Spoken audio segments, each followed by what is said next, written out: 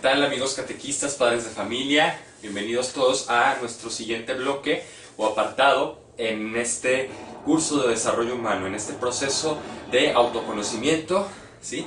De saber quiénes somos, conocernos a detalle, ¿sí? Con nuestras diversas distinciones, con nuestras diferentes dimensiones, ¿sí? Y también lograr un proceso de aceptación y de superación, de decir cómo voy a trabajar con todos estos elementos con los que estoy dotado, ¿verdad? Estos paquetitos que son primero la parte corporal, sensibilidad, psique, mente, temperamento, carácter, todos los aditamentos que hay ahí, y luego ya viene el apartado de la espiritualidad, ¿sí? Que es otra dimensión propia del hombre. Estamos como haciendo el salto, ¿se fijan?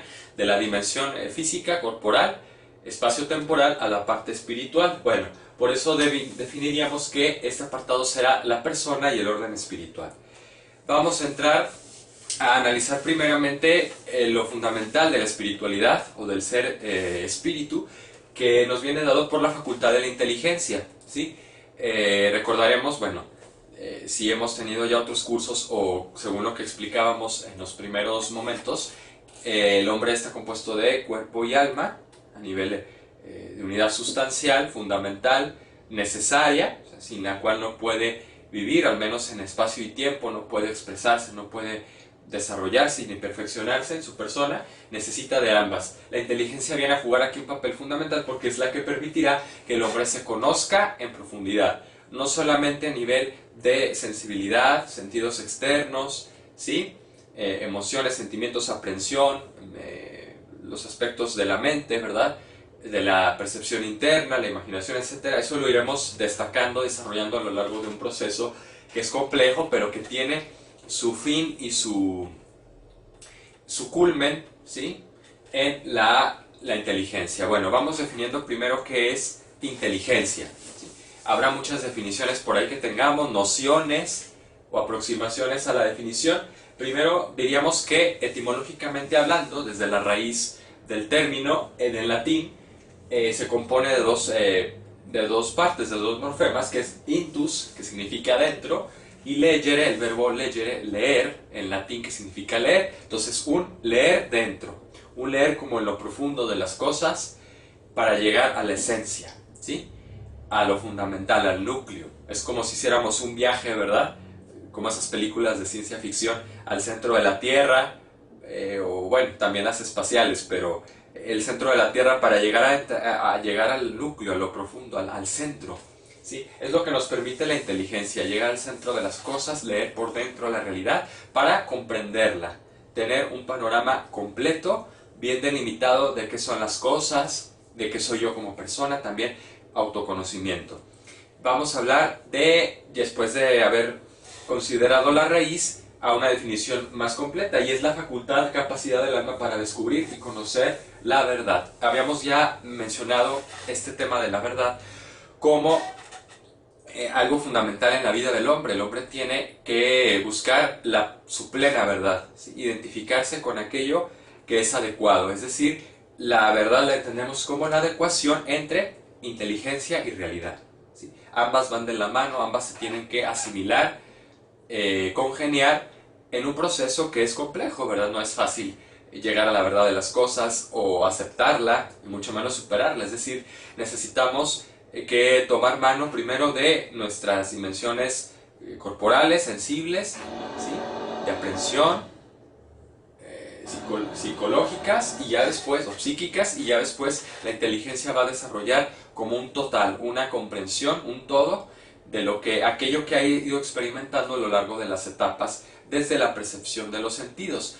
Iremos haciendo un esquema oportunamente de las diferentes fases por las que atraviesa nuestro conocimiento, que son graduales, que no son, como veremos aquí, directas o intuitivas, para hablar de la característica de la inteligencia humana, que es racional.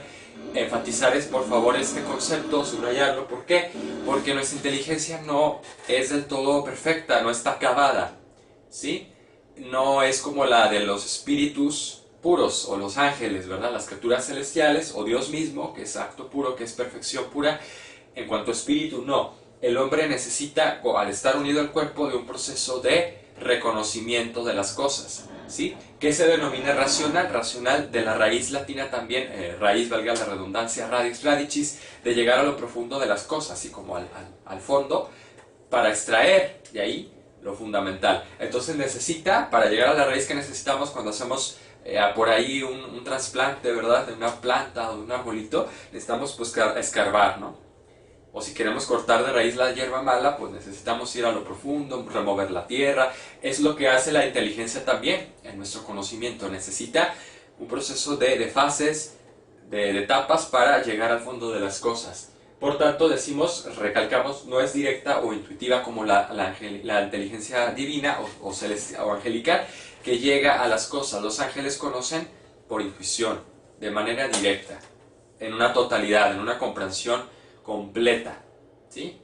Los seres humanos no, necesitamos pasar, díganme si no, por un proceso que se desarrolla a lo largo de toda la vida, porque de ahí que tengamos que ir a la escuela, ¿verdad? Tengamos que ir aprendiendo paulatinamente, gradualmente conocimientos, habilidades, dominio también de nuestras propias potencias para conocernos mejor. En cambio los ángeles pues se conocen en una totalidad, ¿sí? Conocen también las consecuencias de sus actos. Muchas veces nosotros, ¿esto por qué? Diríamos, bueno, ¿y por qué esa diferencia? Porque somos seres con esta especificidad, pero además porque según la visión también teológica del hombre, pues gracias o debido al pecado original, nuestra inteligencia se nubló, ¿sí? En un momento determinado, cuando fuimos creados por el pecado, por la tentación de rechazar el orden de nuestra misma naturaleza, el orden de las criaturas y nuestra relación con Dios. En el momento en que hubo esa ruptura o esa separación o esa tentación a querer nosotros determinarnos a ser como dioses, ¿verdad? Según nos dice la Escritura, pues se rompió esa armonía, ese orden, y nuestra inteligencia quedó nublada, así como también nuestra voluntad quedó herida por el pecado, de ahí que tengamos esa tendencia o esa inclinación al mal, es decir, al desorden, ¿sí? Entonces necesitamos, con esa capacidad racional, reordenar las cosas, y de ahí la voluntad va a tener también una función importante a consecuencia. Bueno, vamos a entrar a identificar un proceso hermenéutico. Hermenéutica, van a decir, ay, cuántos términos se está metiendo aquí, medio complejos y abstractos. Vamos a definir, no se apuren. Hermenéutica significa interpretación, ¿sí? Interpretación de una realidad, de un suceso, de un escrito, de lo que sea. En este caso, hablaríamos de un proceso de interpretación o proceso interpretativo para llegar a la verdad de nosotros mismos. Les propongo esta imagen, fíjense, me parece bastante ilustrativa porque es el ser humano que está en su realidad, ¿verdad?, espacio-temporal, como una especie de burbuja, y que tiene que descubrir su realidad, tiene que ir, como lo planteaba Platón, ¿recuerdan? En esa mitología de la caverna, que tiene que salir como de la oscuridad a la luz, tiene que contemplar las cosas como son, claras y distintas, entender su valor, su lugar, ¿sí? Cada cosa, cada persona, yo mismo. Cuando estamos dentro de la burbujita, a lo mejor de nuestro dolor, de nuestras preocupaciones materiales, de nuestra sensibilidad, de nuestros caprichos meramente pasajeros, pues no nos damos cuenta del valor de las cosas y no le damos esa importancia. En cambio, gracias a un proceso que tenemos para que nuestra inteligencia se abra a la verdad, a esa adecuación, si se digan, es de la inteligencia a la realidad de las cosas. La inteligencia va a aportar luz, porque lee dentro de las mismas, las va a iluminar, las va a clarificar, ¿sí? Todo, desde las realidades más simples que ustedes quieran, ¿no? Desde, no sé, vamos a decir que hace calor, que hace frío, que hoy no tengo ganas de levantarme, de ir a trabajar, en fin, todo eso que puede ser algo que nos viene dado así como de manera espontánea, es un proceso de conocimiento también y de reconocimiento, de resignificación, ¿sí? Necesitamos darle el justo valor a las cosas.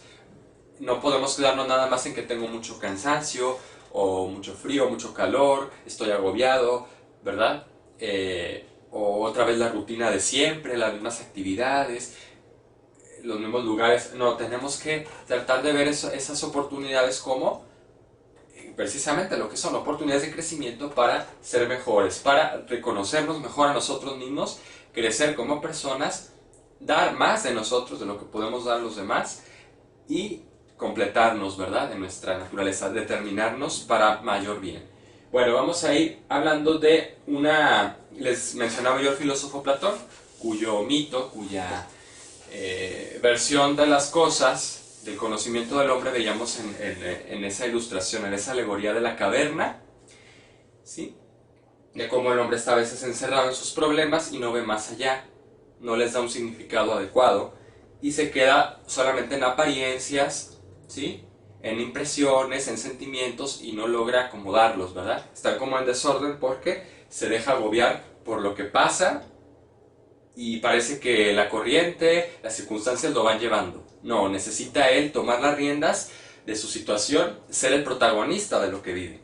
Para ello, Platón, bueno, va a hablar, en eso es una parte o una versión de lo que será el proceso de nuestro conocimiento, para que lo vayamos entendiendo. Fíjense bien, primero tendríamos la creencia u opinión, que los griegos denominaban doxa.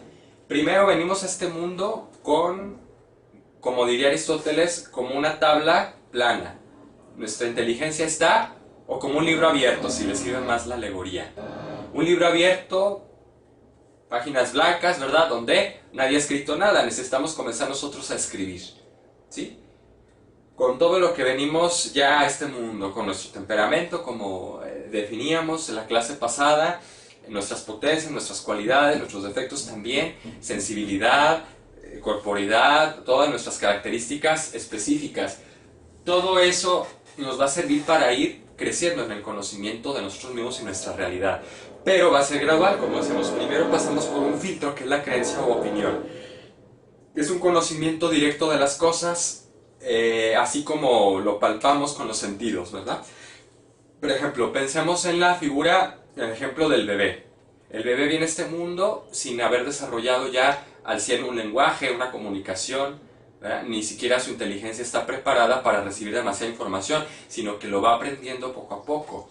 Primero va relacionando, ¿verdad?, alimento, padres, mamá, para satisfacer sus necesidades básicas. Pero va haciendo relaciones. Primero tiene creencias, como todos tenemos creencias, opiniones vagas de las cosas, no sabemos realmente qué son, ¿sí? Pensamos y vamos relacionando con el paso del tiempo. Tenemos dudas, se nos plantean interrogantes acerca de las cosas. Por eso los niños chiquitos en una siguiente etapa se van preguntando, ¿verdad?, ¿por qué esto? ¿Por qué lo otro? Tratan de entender o creen que las cosas pueden ser de muchas maneras, ¿sí? Por eso se les tiene que indicar a los niños cómo hacerlas, ponerles disciplina, ¿verdad?, ayudarles. Luego pasamos a una siguiente etapa, si bien va como en ascenso, en ascesis, del fenómeno al concepto, de las experiencias que vivimos sensibles, que el bebé se acerca a la lumbre y luego se puede quemar, se da cuenta de que eso es perjudicial. Su sentido común, en su aprehensión o percepción interna, le va indicando, va relacionando que eso le va a propiciar un mal, un daño, la lumbre, el fuego, ¿verdad?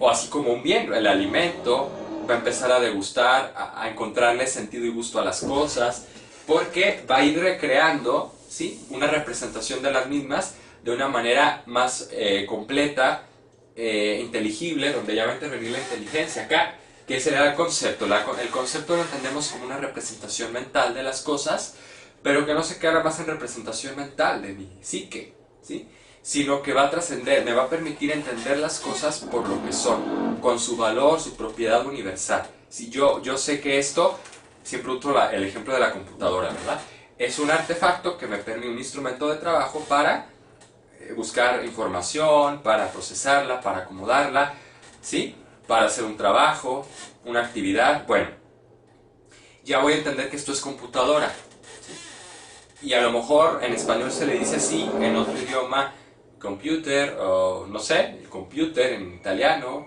cada una con su propia terminología lingüística, pero que a pesar de ser variable, el concepto, que es a lo que quiero llegar, va a permanecer, va a tener un carácter universal. O sea, esto es computadora aquí en China, ¿sí?, cualquier latitud o circunstancia temporal y espacial en el mundo. Concepto, por tanto, va a decirnos algo universal de las cosas, propiedades que están en la esencia de las mismas, que las definen, ¿sí?, que las hacen tener sentido. Entonces ya las cosas que vemos, las experiencias, les digo, desde que estamos chiquitos, ¿verdad?, nos van a, gracias a la intervención de la inteligencia, que lo veremos de una manera más visual en otro esquema, va a poder darle sentido y significado a lo que vive, a las experiencias. De ahí vamos a los juicios que hacemos de las cosas. Saber que esto es bueno, que esto es malo, conveniente o inconveniente, ¿verdad? Que hay que procurarlo o hay que evitarlo. Esto nos viene dado desde la aprehensión, les decía yo, que se llama el sentido común, que es un sentido interno, que nos permite como asociar o disasociar, ¿sí? Hacer relaciones de manera directa de las cosas, ¿sí? Por lo que nuestra percepción interna, que se compone de memoria, imaginación y sentido común, van elaborando de las cosas impresiones, recuerdos, ¿sí? Reflejos que ya van teniendo como un significado, que van a llegar al concepto y de ahí a una determinación. El juicio, ¿en qué consiste? Cuando hacemos juicios de las cosas, yo puedo juzgar de todo, ¿verdad? Personas, sucesos, acontecimientos, de todo puedo hacer juicios, puedo decir esto me gusta, esto no me gusta, esto está bien, está mal, ya decíamos, darle nombre a las cosas, darle características. Cuando hacemos descripciones, eso será muy interesante cuando realicemos actividades que vienen en estos manuales, me permito el comercial, porque en estos materiales que ustedes ya pudieron seguramente adquirir, vienen actividades en cuanto a todas las áreas o dimensiones del desarrollo humano para nuestros niños, nuestros hijos, si seamos padres de familia o catequistas, poderles aplicar en cada una de estas fases. Estos ya serán materiales para utilizar o de aquí extraer actividades de aprendizaje, medios para nuestro mejor desarrollo en cada dimensión. En este caso, para elaborar juicios congruentes, ¿sí? Certeros de las cosas, que nos lleven a certezas, a convicciones, a principios, que yo pueda decir, bueno, esto se debe hacer así, es importante obedecer las reglas, ¿sí? Es importante levantarse temprano, enseñarles a los niños a tender su cama, a que vayan aprendiendo responsabilidades, a ser puntuales, a cumplir con sus tareas, ¿verdad? A tomar decisiones, como vendrá una actividad por ahí. Eso ya será posterior, pero de todo haremos juicios, de todo haremos valoraciones. ¿Qué es bueno hacer y qué no? ¿Cómo debo utilizar yo las cosas? ¿Sí? Desde estos aparatitos que hoy en día usamos tan recurrentemente, pues, ¿qué valor tiene? ¿Sí? ¿Qué mejor uso le debo dar? Sin que se convierta en una esclavitud, en una especie de escape, ¿verdad? A lo que tengo que hacer y a un distractor. No, necesita tener un justo valor. Esto es bueno siempre y cuando bajo ciertas características, ¿verdad? Eso es lo que nos van a permitir los juicios y de ahí haríamos reflexiones críticas, lo que llamaban los griegos la epistemología. Bueno, aquí habla de unas ciencias que son la aritmética y la matemática. ¿Por qué? Porque esas ciencias, ustedes que son padres de familia o maestros catequistas, sabrán que estas que nos inculcan desde chiquitos, que aprendemos desde la primaria, a calcular, a contar, a dividir, a sumar, todas las operaciones indispensables nos sirven para precisamente estructurar nuestra mente y hacer distinciones de las cosas, a saber relacionarlas. 1 más 1 son 2, ¿verdad? No puede ser igual a 3.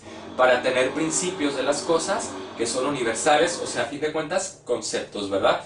Representaciones de las cosas. Sabemos que los números en la realidad en sí mismos no existen.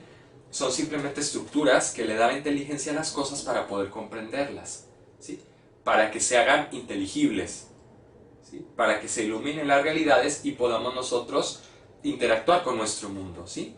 Poderlo utilizar de la mejor manera, poderlo interpretar.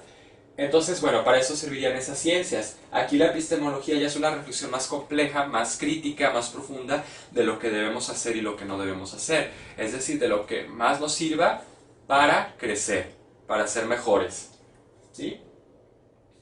Esto lo denominaban así los griegos, es decir, reflexionar, ya no solamente decir, bueno, esto es bueno, esto es malo, sino por qué, encontrarle los porqués, las causas a las cosas.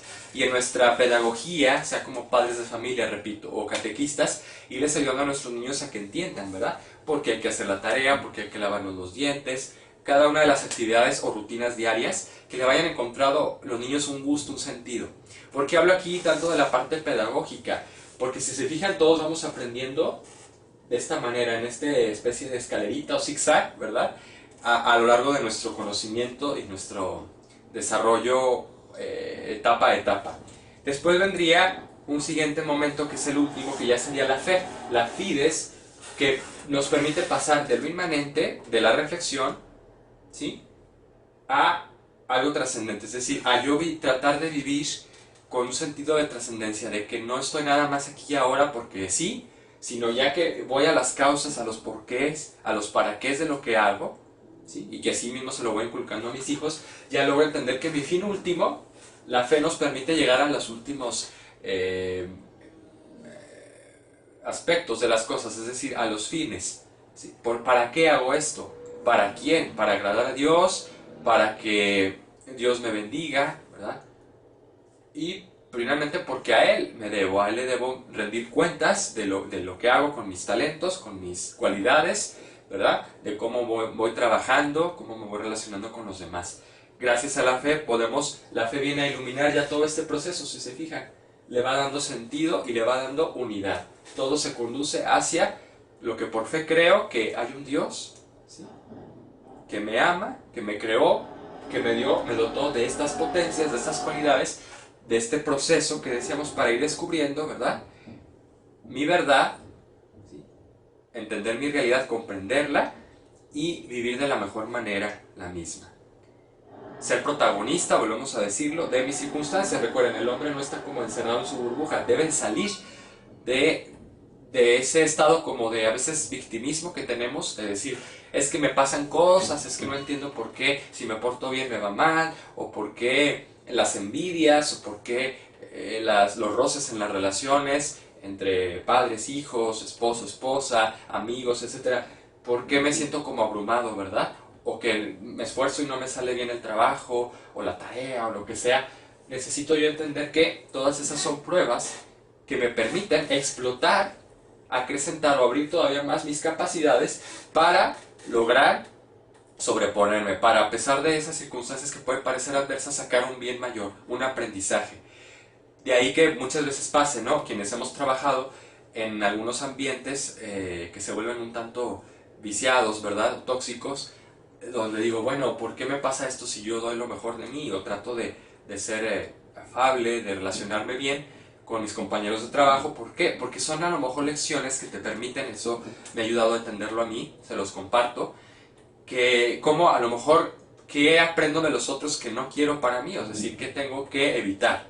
¿Sí? Que veo proyectado a lo mejor en los demás, o que los demás ven proyectado en mí. A lo mejor hay algo que yo tengo que cambiar. Y por eso necesitaba esta experiencia para darme cuenta, ¿sí?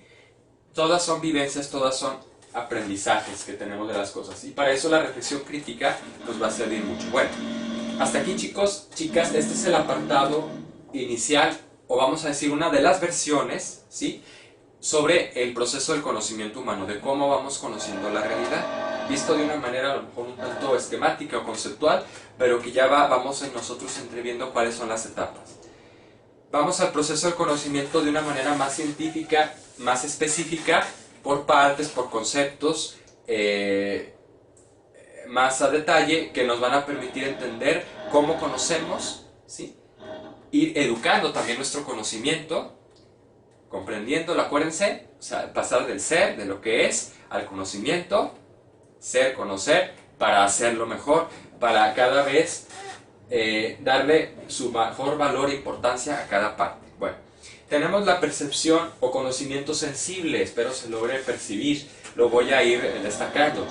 La percepción, nos dice el filósofo Aristóteles, que fue quien plasmó toda esta visión científica sobre el conocimiento, toda esta teoría, dice que nada hay, fíjense bien, nada, o sea, es algo contundente, afirmativo, nada hay en la inteligencia que no pase primero a través de los sentidos, o que no esté antes en los sentidos. Volvemos otra vez, como si recapituláramos, ¿verdad?, o regresáramos a las primeras fases de nuestro proceso, donde está la percepción externa. Aquí tenemos, si se logra percibir, una imagen un tanto así como una gama de colores, ¿verdad? Ya se distinguen algunas cosas, pero no está, si se fijan, tan nítida, tan específica, tan delineada, no, porque eso es lo que es una especie de ilustración de lo que es nuestro conocimiento sensible. No logramos todavía una identidad clara de las cosas, un significado, simplemente tenemos experiencias pasajeras, sensoriales, que ya nos van dando información, pero a veces son una serie de datos que necesitamos procesar, ¿verdad? ¿Por qué? Porque nuestros 5 sentidos, recordemos, ¿sí? Ayúdenme, vista, olfato, gusto, tacto y oído. Son los 5 sentidos externos de los que están provistos nuestros órganos sensoriales, que nos permiten tener experiencias de las cosas. El niño, y aquí eso está pedagógicamente demostrado, lo que dice el filósofo Aristóteles sobre la percepción, el niño va conociendo por experiencias, porque toca cosas, se lleva las cosas a la boca, las va gustando, ¿sí?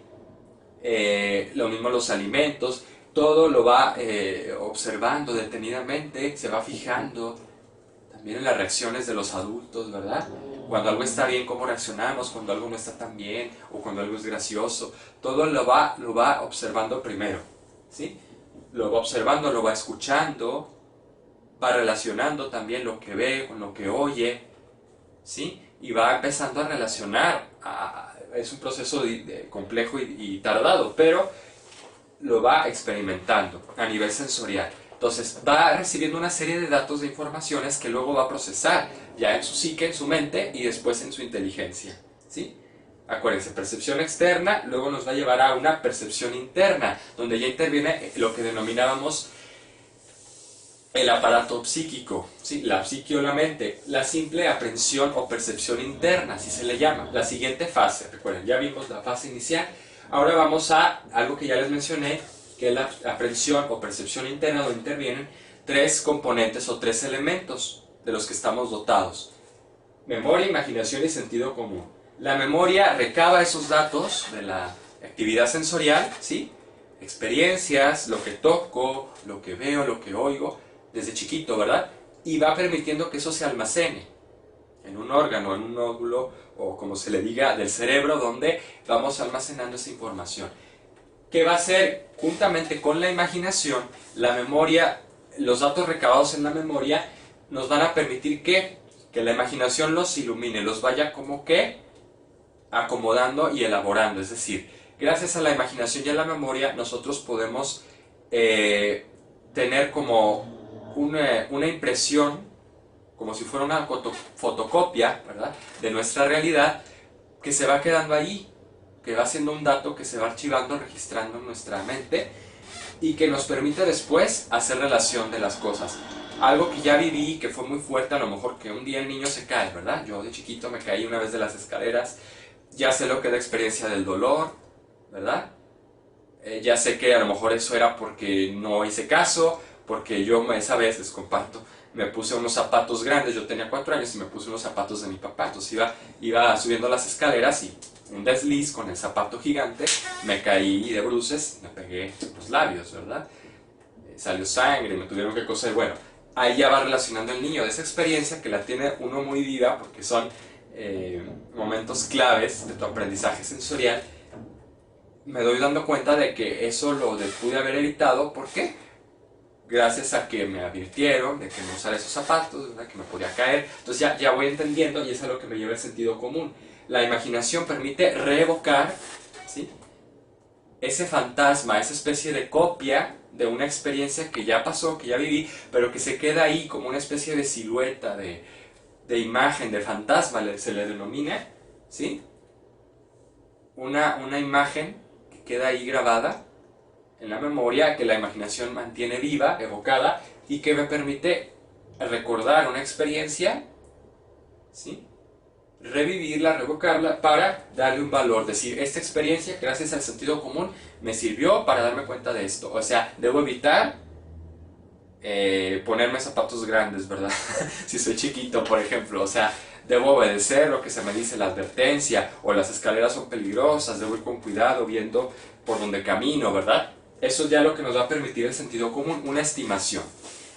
Bien, decíamos entonces que esos componentes indispensables de nuestro aparato psíquico, que son sentidos internos, ¿sí?, que están en nuestra mente, que nos permiten procesar toda esa cantidad de datos, toda esa serie de información sensorial que en sí misma no tiene mucho sentido, mucho valor todavía, ¿sí?, que la tenemos que ordenar, que la tenemos que ir acomodando a través de una serie de filtros, que son memoria, entonces imaginación y sentido común. Hasta aquí podríamos decir, pongo una imagen ilustrativa, es como sacar una radiografía, ¿verdad? Un primer escáner de toda esa información sensorial, en blanco y negro. Todavía no sabemos bien cuáles son las figuras, los elementos, las identidades de eso que estamos conociendo, de eso que estamos experimentando. Va a llevar un proceso más complejo todavía, pero hasta aquí podríamos decir que está la parte sensorial, donde intervienen sentidos externos y sentidos internos, ¿sí? ¿Qué es importante tener en cuenta aquí? A veces puede haber una limitante o una disfunción en alguno de estos elementos, ¿verdad? Cuando tenemos un problema de falta de memoria en alguna etapa de la vida, ¿verdad? Alguna enfermedad degenerativa o algún aspecto que esté en los sentidos defectuoso, que venga a lo mejor ya desde nacimiento, ¿verdad? ¿Qué es lo que tenemos que hacer aquí? Y es a donde nos apunta toda la labor catequética, así denominada especial, ¿verdad? O sea que en cuanto a la formación catequética o también a la formación educativa en casa, desde la educación de nuestros padres, pues que nos provean de actividades, ¿sí?, alternativas para potenciar algunas de los elementos de las áreas que esté más débil. Y es aquí donde entraría de nuevo, recapitulando, ¿verdad?, nuestro esquema FODA. Si recuerdan, ese esquema de análisis de diagnóstico que nos permitiría identificar cuáles son nuestras fortalezas. Y aquí, hablando desde una perspectiva educativa, sabremos, ¿verdad?, como padres maestros, que cada uno de nosotros viene dotado también por el temperamento, por el constitutivo genético, hereditario, por una serie de cualidades o de aptitudes ya definidas que pueden ser más visuales o más sensoriales en cuanto al oído o de tacto, ¿verdad? Lo que se denomina hoy en día, para acabar pronto, inteligencias múltiples. Es decir, eso es un tema que se trabaja hoy mucho hoy en día, muy actualmente, perdón, en la educación, donde se tiene que advertir cuál es aquella cualidad o aptitud más abierta, más presente en un niño, en una persona, para irle dando estimulación, ¿sí?, adecuada, y propiciando que el niño sepa potenciar al máximo, explotar esa capacidad para que su desarrollo sea armónico. A lo mejor no va a tener el niño mucha capacidad visual, va a costar trabajo leer, ¿verdad?, no va a ser muy observador, pero va a tener el oído muy despierto. O una persona con ceguera, una persona que es invidente, pues necesita, ¿verdad?, y lo vemos en esos casos, desarrollar una especie de lenguaje que se llama braille, ¿verdad?, el método braille, para poder interactuar con la realidad, poder entender y comunicarse a través del tacto o de los sonidos, etc. Empieza a potenciar un órgano, bueno, más bien la capacidad de uno de los órganos que de alguna manera supla, ¿sí?, o compense lo que un órgano no le da, o lo que un sentido no le da. Entonces aquí es donde también entraría una fase de diagnóstico muy oportuna para nosotros detectar en nuestro grupo, en nuestra casa, qué aspectos hay que cuidar, qué aspectos hay que trabajar más. A lo mejor no porque hay una deficiencia, sino porque se manifieste que uno de los sentidos es el que está más despierto, ¿sí?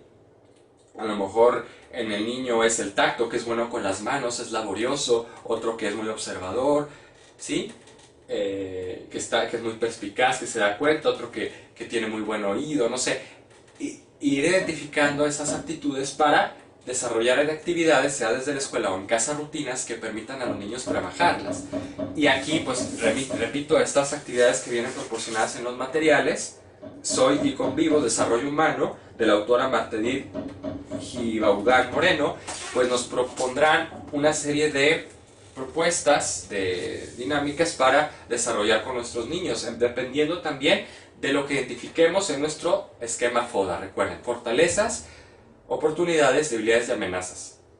De esos 4 cuadrantes, donde voy a colocar cada una de estas capacidades, de estos elementos de mi desarrollo, de mi conocimiento humano, para ver qué tengo que potenciar más, dónde está a lo mejor mi debilidad, ¿sí?, o mi área de oportunidad, qué necesito trabajar. Bueno, vámonos ahora perdón, iba a decir algo con respecto a esta etapa. Hasta aquí tenemos una primera fase, un primer bloque, porque faltan otros 2, que compondrá la parte sensorial, corpórea, o corporal y sensorial, y psíquica, ¿sí? Ya después vamos a saltar al apartado espiritual. Pero antes decir que, bueno, para hacer una adecuada diferenciación cualitativa, en el caso de los seres humanos, nuestro conocimiento no termina aquí, siguen dos procesos más, si se fijan.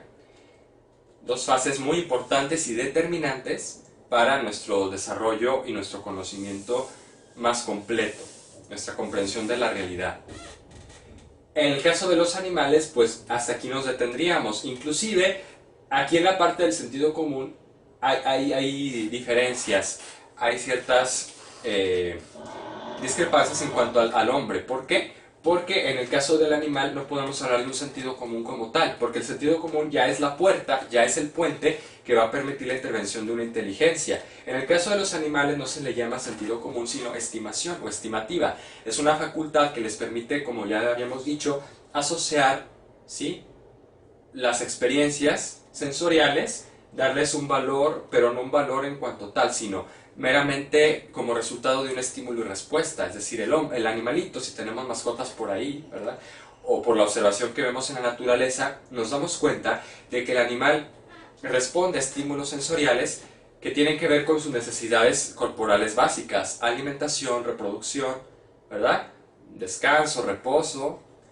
O cuando un animalito está huyendo de su cazador, ¿verdad?, que es presa fácil de algún depredador por ahí, pues se despierta esa estimativa, que es ese sentido de alerta, ¿sí?, que le permite al animal identificar de alguna manera un prejuicio o un beneficio, pero a nivel meramente sensitivo. No porque le importe la comida en sí. El animal no puede hacer una relación como nosotros de qué alimento va a tomar porque es mejor, ¿sí?, cuál le provee de mayor contenido energético, vitamínico. No, el animal no logra hacer esa relación porque no logra conceptualizar, darle un significado concreto y esencial a las cosas. No, el animal solamente ve la utilidad inmediata, ¿sí? Esto me alimenta, me satisface la necesidad, lo voy a tomar, voy por ello. Eso es lo que llamaremos instinto, es tendencia directa. No se pregunta, no hace una valoración más profunda de las cosas, de los alimentos, de los bienes, cuál es el mayor. No tiene esa capacidad electiva, porque su estimativa es simplemente directa en función del perjuicio, de lo que debe evitar, ¿sí? Cuando está cerca de un depredador, pues debe huir para conservar, por su instinto de supervivencia, ¿verdad?, debe conservar la vida.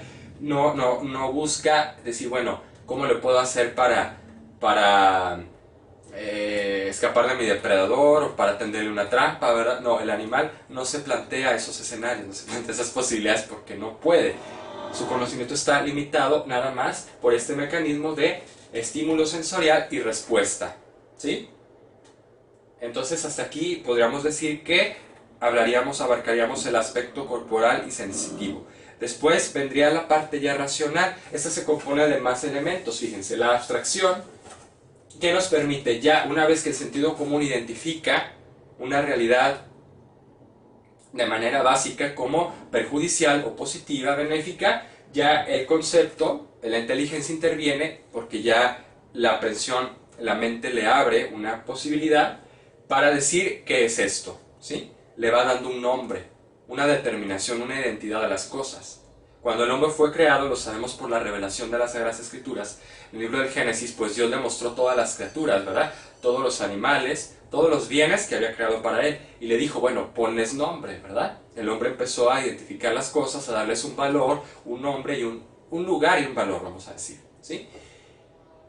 Y fue catalogando a los seres, a las especies, por su comportamiento, por sus cualidades, por sus accidentes, ¿sí? O sea, les fue dando un valor y una identidad. Eso permite el concepto.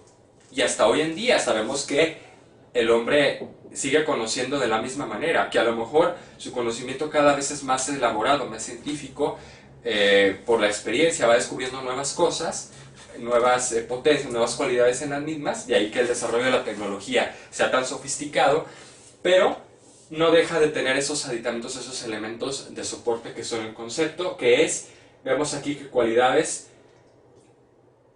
son inmaterial y universal. O sea, el concepto ya trasciende de lo material, de lo meramente experimental. Es decir, yo puedo ver colores, puedo ver formas, puedo gustar sabores, escuchar sonidos, pero eso ya tiene un sentido un significado para mí, cuando interviene ya el concepto.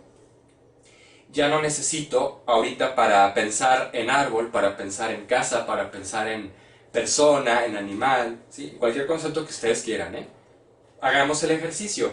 Yo les puedo decir ahorita, piensen en lo que sea, en un árbol, ¿verdad? Ustedes van a pensar en cualquier árbol que se les pase por la mente, que hayan guardado una experiencia muy viva de ese concepto, o de esa realidad más bien, que haya quedado por su experiencia más grabada en la memoria. Es decir, yo puedo imaginarme un árbol con el que me identifico porque es el que tengo afuera de mi casa, en el jardín, o porque en algún páramo donde lo vi, me gusta mucho, me gusta el olor, la fragancia del árbol, el fruto. Bueno, por esas experiencias sensoriales, por esas características, voy a traer a la mente, voy a evocar con la memoria y la imaginación un fantasma, una representación interna en mi mente de lo que es el árbol. Pero ese árbol, lo mismo lo puedo imaginar fresno, lo puedo imaginar nogal, pino, lo que sea, que lo puedo imaginar de cualquier sinnúmero de formas. ¿Por qué? Porque va a compartir el aspecto de arboreidad, ¿sí? Es el concepto, o sea, no voy a necesitar a lo mejor verlo ahorita en físico para saber que es un árbol, ¿sí? O voy a poder abstraer, es lo que permite la abstracción, es como tomar la esencia de una cosa y poderla identificar a pesar de las diferencias. Es decir, yo, igual, el concepto de persona, yo puedo pensar en una persona de Asia, de África, nórdica, latinoamericana, ¿verdad? Todos comparten el mismo aspecto de ser persona, por sus cualidades, por sus características fundamentales y comunes, ¿sí?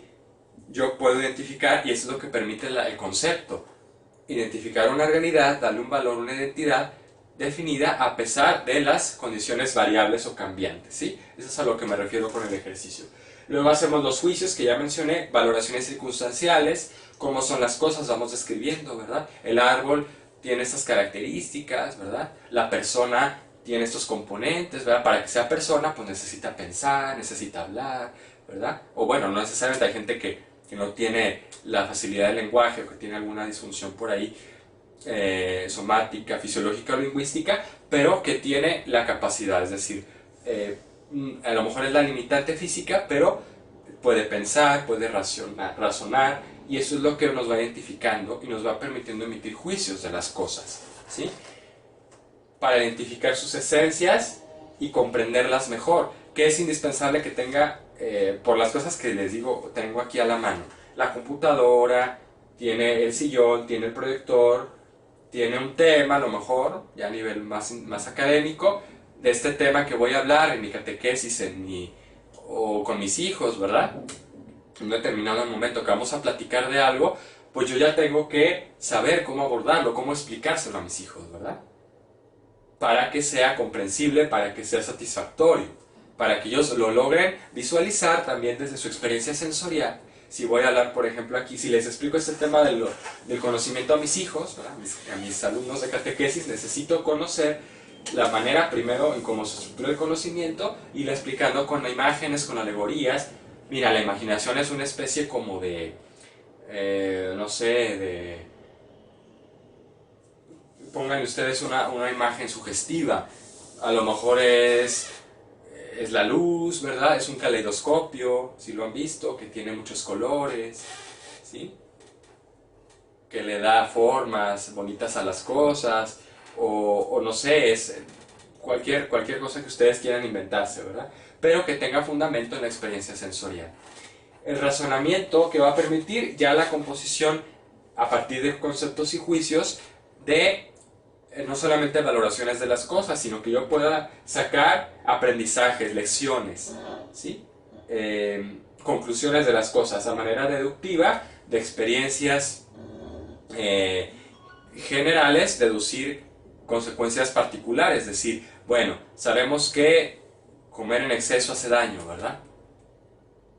¿Por qué? Porque lo probé en algún momento, me di cuenta, comí muchos chocolates y me dolió el estómago, ¿va? Por experiencias inductivas, pero a partir de principios generales, ¿sí?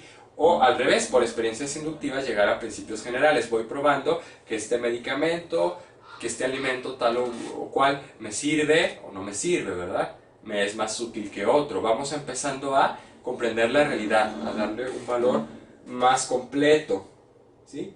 Aprender a no solo asociar conceptos, realidades y darles valor, sino también sacar conclusiones. ¿Hasta qué punto esto es bueno, esto es malo hacer, verdad?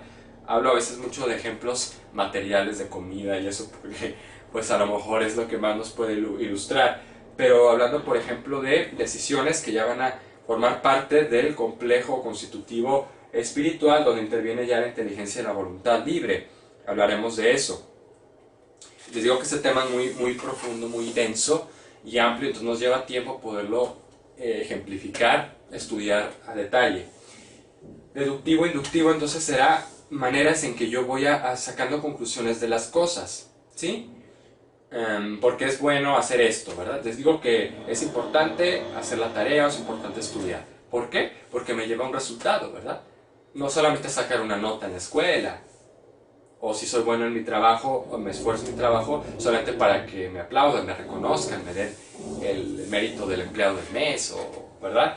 Necesito yo saber que eso me lleva a un resultado mayor, más provechoso, ¿sí? Que me hace, pues, a lo mejor ganar más dinero, tener un mejor conocimiento, prepararme para, si estoy en la escuela, una siguiente etapa en mi formación, ¿sí? Acceder a una buena escuela, tener la capacidad de decidir mejor qué quiero hacer, qué quiero estudiar, ¿verdad? Si ya voy a la universidad, en fin, todo eso nos lleva a un razonamiento.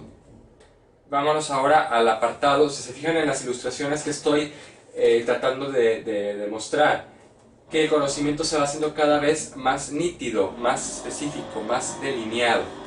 De lo sensorial voy a lo más definido, ¿sí? Que es donde ya interviene el concepto, gracias a la aprehensión, voy identificando las cosas como son, van teniendo un valor específico, ¿verdad? Un lugar, y ya con la inteligencia que logramos conocer ahora sí lo verdadero, que es esa adecuación, esa relación entre la realidad en la que vivo y mi inteligencia, cómo le va dando valor a las cosas, orden, sentido sobre todo. La voluntad que va a propiciar, la voluntad nos sirve, es una facultad, la veremos a continuación, que nos permite buscar lo que conocemos como algo bueno, algo provechoso. Ya decíamos ahorita, bienes materiales, tecnología, ¿verdad? Conocimientos, deportes, cada una de las áreas en las que se desarrolla nuestro día a día, que podemos darle también un sentido, un valor y que buscamos porque lo apetecemos, es decir, nos es necesario para nuestro desarrollo corporal, físico, mental, espiritual, desde el ejercicio que puede ser un bien, todo aquello que buscamos no por sí mismo, sino porque nos provee de algún beneficio y nos hace mejores. Eso es lo que apetece la voluntad, lo que conocemos como verdadero, ¿sí? Como que es adecuado a la inteligencia y que se convierte en algo bueno, que yo identifico como algo que me provee de un bien. La libertad me va a permitir conformarme a una armonía, a un orden en mis decisiones, que yo sepa tomar la decisión más adecuada a partir de aquello que a largo plazo también me va a hacer un mayor bien.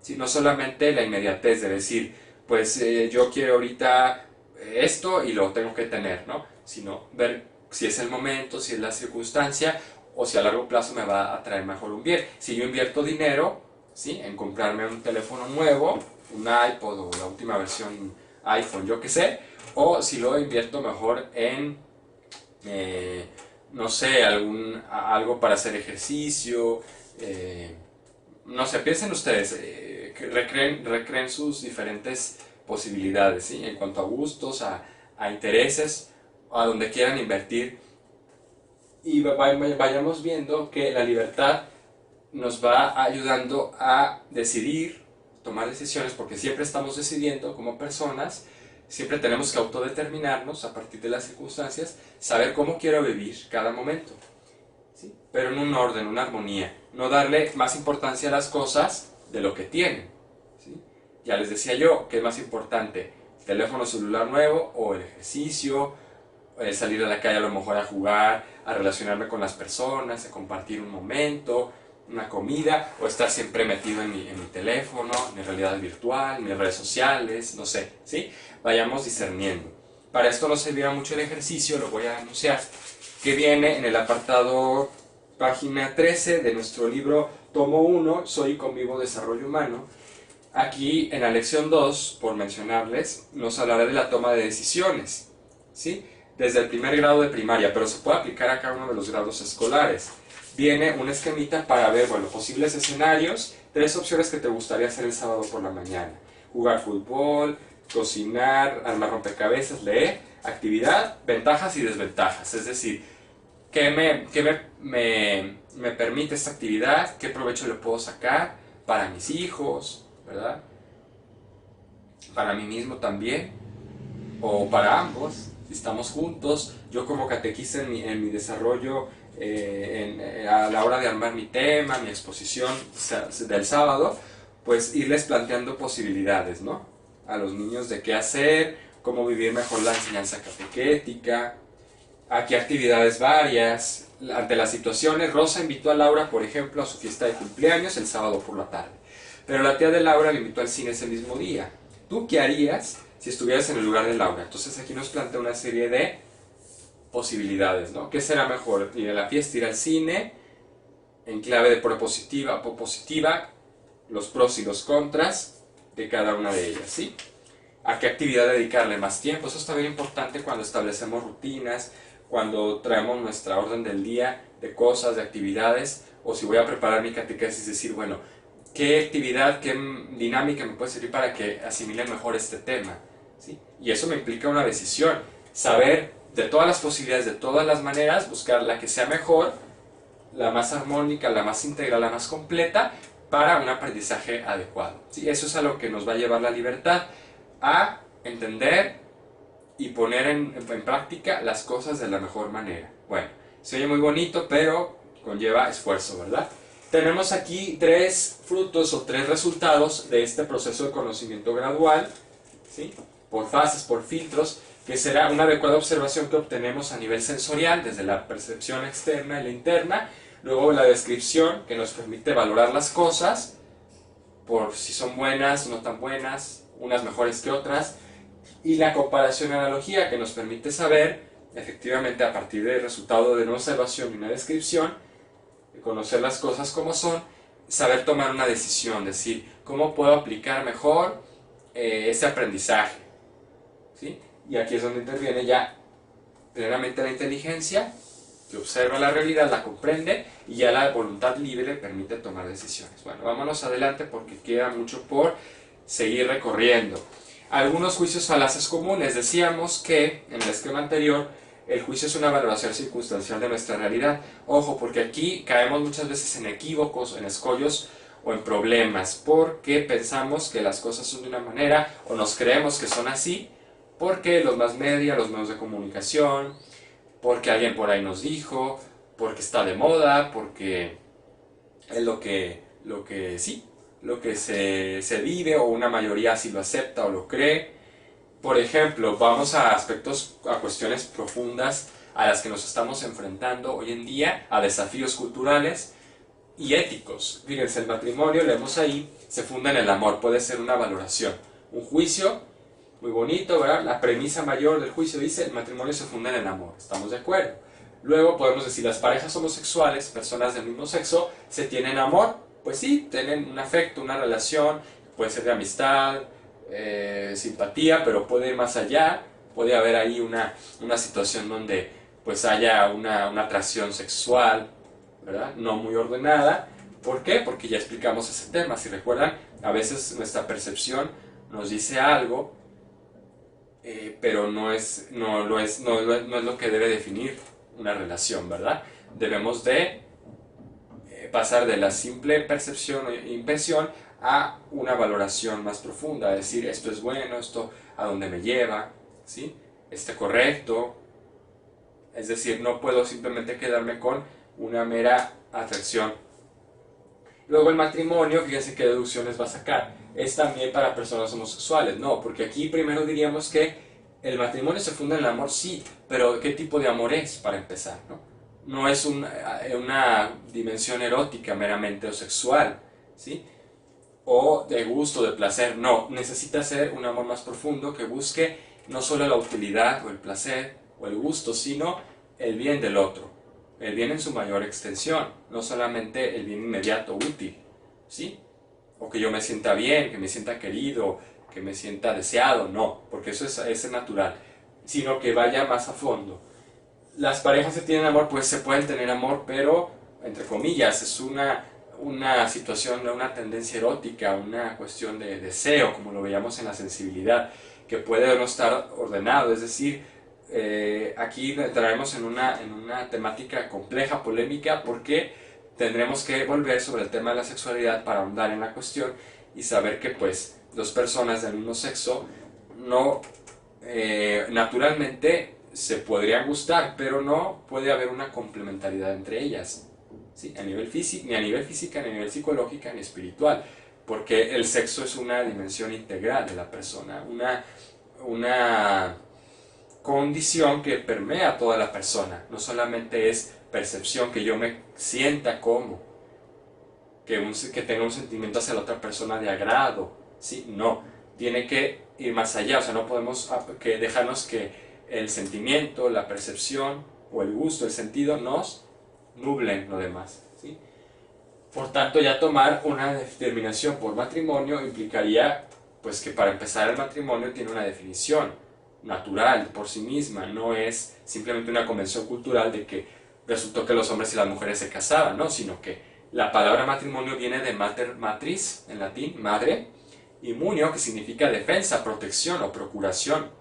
Matrimonio, procuración de la madre, de una madre donde tiene que haber un protector, en este caso es el hombre, con respecto a la mujer, que procrean entre los dos una nueva vida, pero que la madre es la que la trae a este mundo, la carga en su vientre y después la da a luz. Entonces ahí necesita haber una complementariedad de los dos sexos, ¿sí?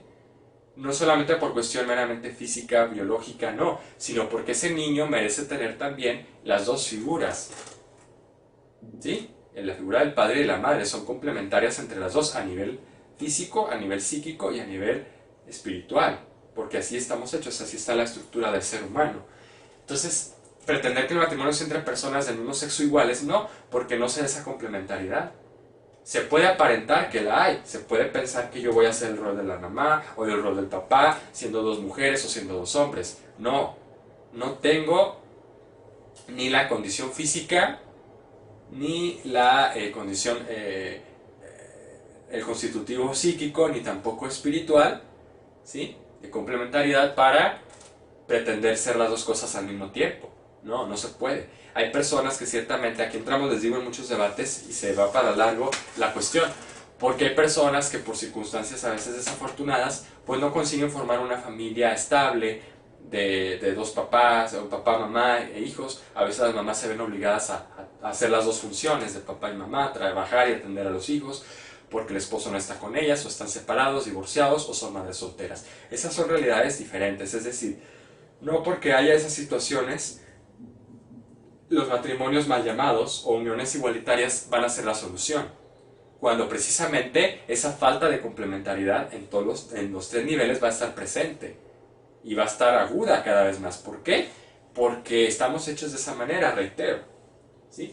No podemos pretender que algo que está pensado donde haya una maternidad y una paternidad se pueda nada más manipular, se pueda más o menos disfrazar cuando hay personas del mismo sexo, ¿sí? Es decir, el sexo, repito, para que quede bien claro, no es meramente una condición genital, no es meramente una condición psicológica ni espiritual por aparte, es decir, no es mera percepción tampoco de... Bueno, vamos a continuación a abordar el tema de la voluntad. Este apartado es una dimensión, vamos a decir, dentro de la espiritualidad o del ser espíritu del hombre, alma espiritual, ¿sí? O sea, un alma trascendente, recordemos esto, a diferencia del alma vegetativa, de las plantas o de la sensitiva de los animales, el alma humana comporta la intelectividad, comprender la realidad, aceptarla, ¿sí? tomar un bien de ella y poderme autodeterminar, autodefinir a partir de ella. Eso es la dimensión espiritual, que puede trascender de lo meramente material para ser sujeto, para ser protagonista de una realidad, ¿sí? Saber cómo vivirla, cómo afrontarla. La voluntad que va a permitir, vamos a definirla primero de su raíz etimológica, del latín volere, que significa querer o tender hacia, es buscar un bien que hallo en las cosas, algo que conozco, que es verdadero, que se adecua a mi inteligencia, ¿sí? Que lo puedo entender, comprender, darle un valor, un significado. Lo veo también como un medio que me sirve para mi perfeccionamiento. Dígase a nivel sensitivo, los alimentos, ¿verdad? Las experiencias sensibles, que me procuran también una satisfacción en mi orden corporal, y también después la parte psíquica, ¿verdad? El ejercicio físico, la lectura, la reflexión, todo eso, las actividades que podemos encontrar ya para nuestro desarrollo de proyecto formativo, sea personal o para nuestros pupilos, para nuestros alumnos, actividades que encontramos en estos materiales que ya les había señalado, que me puedan ayudar a fortificar, a forjar una voluntad más sólida, ¿sí? Más firme. Precisamente porque, como en cuanto que es facultad o capacidad de movimiento del alma hacia el bien. Y entre todos los bienes, con la cualidad específica que tiene la voluntad de libertad, puede elegir el mejor. Es decir, no solamente limitarse a cualquier bien posible, accesible, sino buscar aquello que mejor me ayude en cada situación. Podríamos decir que el cuerpo a veces demanda, por las pasiones, por los sentimientos, las emociones, satisfacciones inmediatas, momentáneas, pero la voluntad tiene la capacidad de saber regir, saber controlar, ¿sí? Darle un justo valor a las cosas y saber hasta dónde yo, por ejemplo, me voy a proveer de alimento, ¿verdad? A proveer de medios, que pueden ser también las tecnologías, las diversiones, tantas cosas, la misma lectura, o sea, todos los aspectos de mi realidad, todas las cosas con las que cuento, bienes de consumo, ¿sí? Materiales, inmateriales también, hasta escuchar música me pueden servir en algún momento para lograr un equilibrio, como decíamos, sensitivo, emocional, o de aprehensión interna, de percepción, de mente y de alma también. La oración puede ser otro medio, pero todos con un adecuado uso y equilibrio. Porque la libertad, ¿a qué tiende? Vamos a decir, la libertad es la capacidad propia o peculiaridad que tiene la voluntad, porque no hay libertad sola como facultad, sino es en una voluntad libre, voluntad, que trabaja en conjunto con la inteligencia para poder desarrollar la perfección de un ser espiritual, o en este caso el hombre como espíritu en una corporeidad sustancialmente unida, ¿verdad? Capacidad, la libertad funge como una propiedad, capacidad, disposición de la voluntad, siempre hablando de la voluntad, para elegir el mayor bien y autodeterminarse en la armonía. ¿Qué es la armonía? El orden, ¿sí? El equilibrio, es decir, yo puedo elegir ahorita hacer cualquier cosa, tengo tiempo libre, ¿en qué lo voy a ocupar? Puedo estar buscando en internet acá cosas, distrayéndome, ¿sí? Puedo estar abordando una lectura provechosa que me nutra, que me aporte ideas, que propicie mi creatividad, algún proyecto formativo, en mi mismo trabajo, o sea, todas las cosas que deseamos de mi realidad, mis rutinas, mis actividades, son bienes, pero no en sí mismos, no son fines como tal, como yo sí soy como persona. Todas esas cosas, esas actividades se deben ordenar hacia mi persona, que es la que busca la perfección, ¿sí? La plenitud, la felicidad, ¿sí? Un adecuado equilibrio. Si yo desequilibro, le doy más importancia a unas cosas que otras, a la computadora, a la tecnología, que al comer adecuadamente, alimentarme sanamente, o por estar tan pendiente de una cosa descuido la otra, ¿verdad? O el trabajo, me aboco tanto a mi actividad laboral que, como decimos, ¿verdad?, coloquialmente me caso con ella y no le doy el tiempo suficiente a mi familia, a otras actividades, a mis hijos, al ejercicio, o por abocarme tanto al ejercicio, por tener una obsesión de ejercicio, descuido lo demás, mis responsabilidades, en fin. ¿Se fijan cómo puede haber ese desequilibrio, esa exageración o abuso en el uso de las cosas? Entonces es importante que con la libertad, ya iluminada por la inteligencia, sepamos darle a cada cosa, a cada situación, el lugar y el tiempo o el valor que merece, ¿sí? Aquí en estos libros, en estos manuales didácticos o pedagógicos, se nos proponen actividades como la que les decía yo, de buscar decidir qué actividades hacer, cuál, en función de sus ventajas, desventajas en cada momento, nos pueden ayudar. Hay muchas, no me da tiempo de anunciarlas todas, para que busquemos, repasemos esos materiales y veamos qué nos puede servir en nuestra formación, primero personal, y luego después en la formación de nuestros niños, de nuestros jóvenes, educandos o pupilos, como le queramos llamar según sea el caso. Entonces la libertad vamos a especificarla de la siguiente manera. Sí, yo me voy a educar mi voluntad libre para que busque siempre aquello que es mejor en cada circunstancia, para que sepa delimitar, discernir. La palabra discernimiento es importante, porque el discernimiento me permite a mí discriminar, decir, esto es importante hasta tal punto, ¿verdad? O en tal circunstancia, hacer ejercicio, alimentarme, estudiar, cocinar, ver una película, trabajar, jugar, etc. Cada actividad de nuestra rutina, de nuestro orden del día, debe de procurarnos siempre un bien en un espacio y en un tiempo, ¿sí?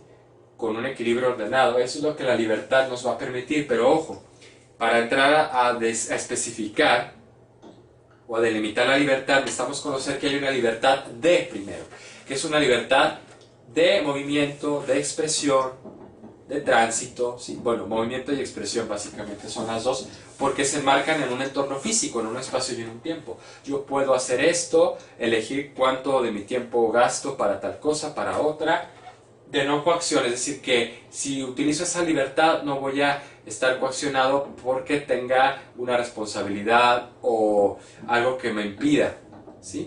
Que me impida hacer algo. Es decir, esta libertad es aquella que más fácilmente se puede convertir en un libertinaje. ¿Por qué? Porque si no está sustentada, no está soportada por la libertad para, que es la segunda especificación de la libertad, la más profunda, se corre el riesgo de que la libertad se convierta en un hacer cosas, en un ir y venir, en un desorden de movimientos, de que ahorita estoy haciendo una cosa, la dejo inconclusa, luego otra, o no me aboco a lo más importante, a lo que son primero las responsabilidades, ¿verdad? En mi familia, en mi trabajo, en mi catequesis, y por darme más tiempo a los lujos, a las vanidades, a los caprichos, ¿verdad? A mis gustos muy personales, descuido aquello que es más importante. La libertad para nos permite, porque es de índole más espiritual, en virtud de la perfección, saber utilizar los medios, las criaturas, los bienes de la mejor manera, ¿sí? Por la libertad de nosotros podemos utilizarlos como queramos, ¿sí? Ir de fiesta todo el rato, o estar bebiendo, o estar tomando, ¿verdad? O comiendo, o no sé, divirtiéndonos simplemente en bagatelas, en espectáculos, en situaciones que a lo mejor tienen un fin de descanso, de recreación, pero que se vuelven de una manera excesiva un vicio. Entonces los vicios muy fácilmente entran por la parte de nuestra libertad de física o de movimiento, ¿sí? Pero la libertad interior o la libertad para nos permite pensar en cómo, hasta qué punto utilizar esos bienes, esas diversiones, esos movimientos para nuestra mayor perfección, nuestro mejor equilibrio y plenitud. Y relación armónica con los demás también, porque dedicarle demasiado tiempo a una cosa, a un pasatiempo, puede perjudicar nuestras responsabilidades, el estar con nuestros hijos, en fin, ¿verdad? Sabemos a qué nos referimos. Esta libertad para no está coaccionada porque es libertad interior, de pensamiento, ¿sí? De decisión, que me permite a mí, a pesar de una situación adversa, de algo que me puede estar impidiendo físicamente realizarme.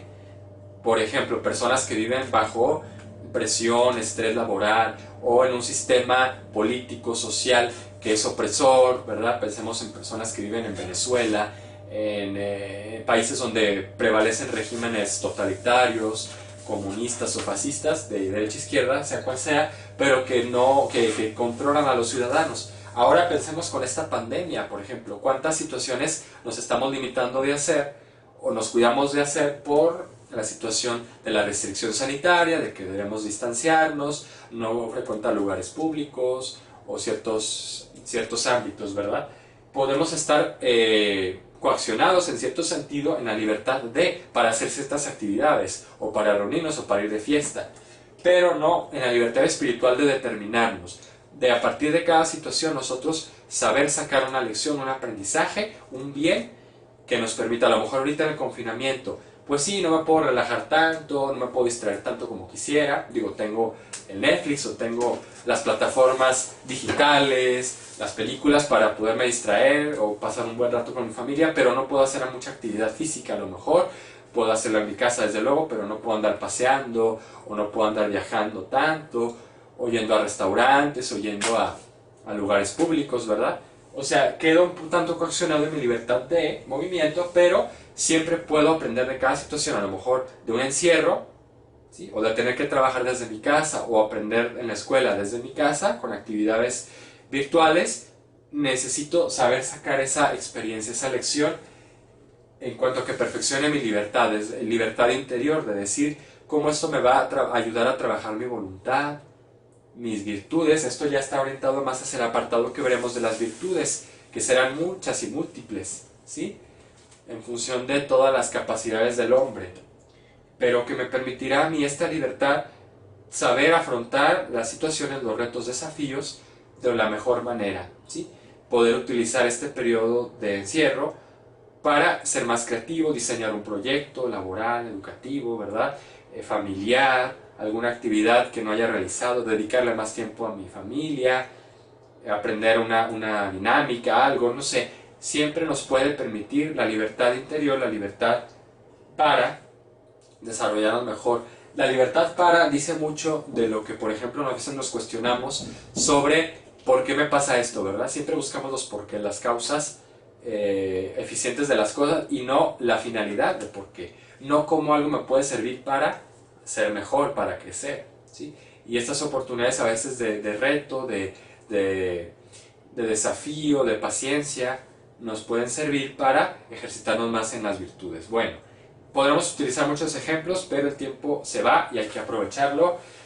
Es muy difícil a veces de profundizar como quisiéramos en tantas cuestiones, en tantos ejemplos, porque pues los tenemos al alcance del día a día, ¿verdad? Aquí es donde hay que aplicar precisamente esas distinciones y ese autoconocimiento, ¿sí? Conocimiento para poder ser mejores, realizarnos, hacernos, construirnos mejor. El hombre como ser religioso será el siguiente apartado. La religiosidad la podemos entender de dos maneras. Bueno, religión es una palabra que se presta a muchos equívocos o malinterpretaciones. Se piensa que religión es muchas veces la causa de las guerras, históricamente hablando, ¿verdad? Porque pone en discusión, en confrontamiento, posturas religiosas, creencias ocultos o formas de adorar a Dios. Pero finalmente hablaremos de que la religión, ante todo, ojo, es una dimensión espiritual propia del hombre, definámoslo bien, por la cual reconoce y busca su trascendencia, es decir, no quedarse solamente en un estado de cosas, en una dimensión espacio-temporal, sino que lo que haga en esta vida, con un tiempo, en un lugar, en un espacio, en unos años, en cada momento, en cada situación, lo vea en función de algo trascendente, algo que, en este caso, me lleve a mí a un estado de plenitud, ¿sí? Donde reconozca también de dónde vengo, quién soy, a dónde voy. Es decir, terminada mi vida terrenal, pues, ¿qué es lo que sigue, verdad? O por qué yo vine en este momento, en este contexto al mundo. ¿Con qué misión, con qué fin? ¿Qué cualidades tengo? ¿Para qué las debo de aprovechar? ¿Cómo las tengo que encauzar para ser mejor persona y ayudar a los demás? Esta dimensión nos abre un sinfín de posibilidades en cuanto a cómo vivir mejor nuestra vida. ¿Por qué? Porque estamos llamados a una plenitud que no vamos a agotar en nosotros mismos, es decir, solamente en mi individualismo, en vivir para mí, para mis gustos, para mis deseos o proyectos, sino pensando también en los demás. Y en los demás sabemos, al menos en nuestra religión católica, que se manifiesta la caridad. Y finalmente ahí es donde Dios quiere que le sirvamos, que lo reconozcamos, ¿sí? Que lo amemos y lo adoremos, porque Cristo se ha venido a ser hombre, a darle a cada hombre su valor, su originalidad, su importancia, ¿verdad? Para que a través de cada persona lo amemos a Él, que también se ha hecho individuo, persona con carne, con huesos, con sensibilidad, ¿verdad? O sea, que sepamos reconocer detrás de cada hermano un valor, un fin en sí mismo, porque es criatura de Dios, porque es querido, es amado por un Dios, que es persona también, ¿sí? que comparte también, que ha querido compartir nuestra naturaleza, no porque la necesitara, ¿verdad? Él es el ser más superior que existe, Él es la plenitud de todas las cosas, pero porque ha querido darle un nuevo valor a nuestra naturaleza. Por eso ha compartido nuestra naturaleza humana, en cuanto que es principio y fin de su existencia. Entonces el hombre no se basta a sí mismo. Por eso decíamos que en las culturas antiguas siempre se ha buscado a Dios de diferentes maneras, a través de la observación de la naturaleza, de honrar las fuerzas de la naturaleza, ¿verdad? Las deidades, atribuir a las cosas, al mar, al agua, a la tierra, al sol, al cielo, ¿verdad? Cualidades o atributos divinos, como expresiones también de algo superior, algo que le permite también al hombre existir, que le da vida, que le da energía, que le da medios de subsistencia, ¿verdad? Alimento, y entonces por eso esa búsqueda de Dios en las cosas, en las criaturas, que finalmente no son las criaturas en sí mismas, sino una proyección, una participación de la bondad y el amor de Dios. Entonces esa dimensión espiritual con la inteligencia voluntad libre ya nos permite poder desarrollarnos mejor viviendo de manera sobrenatural, que todas las cosas que hagamos sean en función de una vida futura, es decir, una eternidad, que algunos en algunas culturas no consideran eternidad o vida eterna, sino ya sabemos que son nirvana, ¿verdad? Un estado, los budistas o brahmanes, que piensan que se van a disolver en el cosmos, van a ser parte de la energía cósmica al final de la vida, o van a reencarnar en otros seres, van a seguir un ciclo indefinido de universos, ¿verdad? O de vidas diferentes. No, aquí sabemos en el catolicismo, en la religión cristiana, que es un Dios personal que nos ama, que nos quiere plenos, completos, para una vida eterna con Él, que esta vida espacio-temporal nada más es una prueba, es un camino para conocernos, de autoconocimiento, aceptación y superación para vivir con Él, ¿sí? Reconocerlo a Él como el que nos da la vida, el que le da sentido, porque es principio y fin de nuestra existencia. Bueno, distinguimos religión, por eso les decía que cuanto dimensión espiritual propia del hombre, que busca la trascendencia, que busca un ser superior, que le dé sentido final, último, primero y último a su vida, ¿sí? Porque el hombre se sabe finito, se sabe mortal en un espacio y en un tiempo, y que finalmente pues no va a quedar ahí, ¿verdad? Sabemos que a diferencia de los animales, nuestra alma no es meramente circunstancial, física o transitoria, sino que con un dinamismo para cumplir una funcionalidad de la naturaleza, sino que estamos hechos como fines, ¿verdad? Eso hay que tenerlo siempre y remarcarlo. La religión en el sentido práctico, culto particular, es decir, una cosa es la dimensión religiosa que tienen todos los hombres de todas las épocas y de todas las culturas, que buscan maneras de expresar su creencia en el ser superior, ¿verdad? Entender la divinidad, rendirle culto, y otra cosa es la religión institucional. A veces se le echa la culpa a cierta religión, sea cristiana, musulmana, budista, de guerras, de conflictos. ¿Por qué? Porque a veces se cree que ese paradigma, esa visión religiosa propia, genera conflictos, genera contraposición de ideas, o pretende prevalecer una sobre otra. Y es a veces lo que no se entiende, que Dios no está tanto en una religión en cuanto tal, sino Dios se manifiesta al hombre a través de diversos caminos, de diversas maneras, como a los antiguos, ¿verdad? A través de la razón, llegar a concebir un ser superior, un motor inmóvil, una causa eficiente de todo, que esté a la base, que le dé orden, dinamismo a las cosas, para que cumplan su fin específico, ¿verdad? Y en el caso del hombre, es sentirse amado, pero eso nos lo viene a revelar ya en la religión cristiana Jesucristo. Sabemos nosotros como católicos, si me permiten el paréntesis, que pues la religión nuestra es la verdadera. ¿Por qué? Porque nos muestra la plenitud de las cosas, el sentido más profundo del ser, del hombre, su fin último. Satisface, vamos a decir, todas nuestras expectativas, porque sabemos que es un Dios persona, no es un Dios cosa, no es una mente superior nada más, o una voluntad, ¿verdad? Fría, calculadora, no, es una persona, en tres personas más bien. Nuestro Dios se manifestaba en tres personas distintas, la misma divinidad, para entender que nuestro mundo, nuestro existir como personas es integral, es de relaciones, es de amor, es de entrega, es de dar y de también recibir. Entonces es una relación Dios también. ¿Se fijan?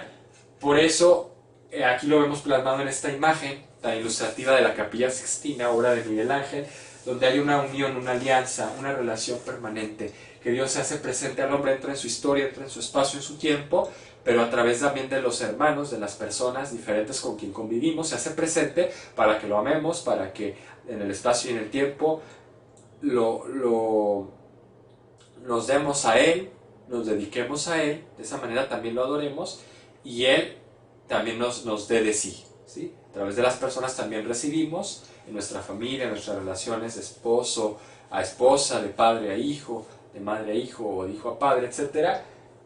Hacemos esa armonía y es una imagen también, sabemos los católicos, de la Trinidad de Dios, de esa relación de personas.